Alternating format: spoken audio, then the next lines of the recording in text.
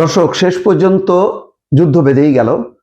Israel এবং America যৌথভাবে হামলা করেছে ইরানে এবং তারপর পরই ইরানও পাল্টা জবাব দিতে শুরু করেছে।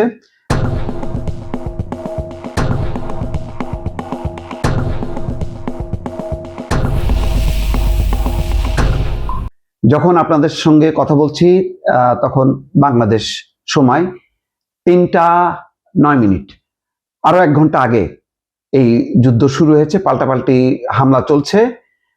এই মুহূর্তের সর্বশেষ কয়েকটি শিরোনাম যদি আপনাদেরকে বলি তাহলে বুঝতে পারবেন যুদ্ধের ভয়াবহতা কেমন। কাতার এবং বাহরাইনে মার্কিনদের সতর্ক থাকার নির্দেশ যুক্তরাষ্ট্রের। ইসরায়েলে পাল্টা হামলা শুরু করেছে ইরান, তার মানে ইরানের হামলা পৌঁছে গেছে ইসরায়েল পর্যন্ত। তেহরানে সামরিক প্রতিরক্ষা মন্ত্রণালয় সহ বিভিন্ন সরকারি স্থাপনায় হামলা। ইরানের প্রেসিডেন্ট অক্ষত আছেন, রাষ্ট্রীয় সংবাদ মাধ্যম। ইসরায়েলের সঙ্গে যৌথ হামলার কথা জানালেন ট্রাম্প, লক্ষ্য ইরানের হুমকি বন্ধ করা।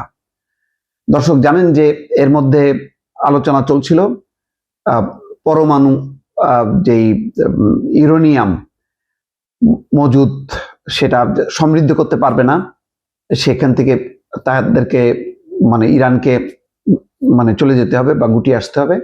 দর কষাকষি হচ্ছিল, আলোচনা জেনেভায়। সেই আলোচনা এক পর্যায়ে ভেঙে যায়।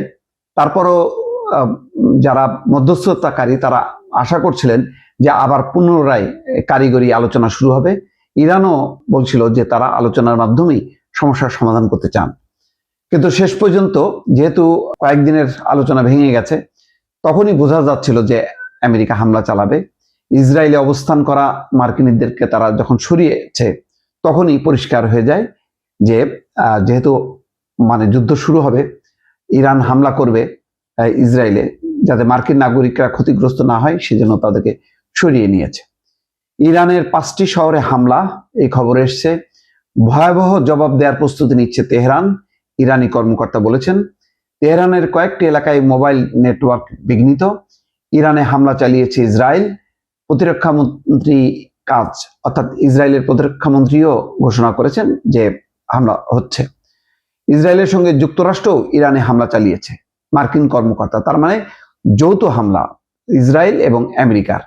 ইরানের পুরো আকাশসীমা বন্ধের ঘোষণা।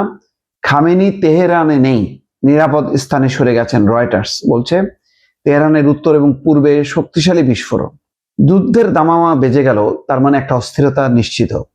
এবং এর মধ্যেই রহস্যজনকভাবে আফগানিস্তানের সাথে পাকিস্তান যুদ্ধে জড়ালো, যাতে তেহরানকে আফগানিস্তান সাপোর্ট করতে না পারে। নতুবা হঠাৎ করে কেন এই যুদ্ধ, এটাও এখন প্রশ্ন। দর্শক, নিশ্চয়ই আরো খবরাখবর নিয়ে আপনাদের সাথেই থাকবো।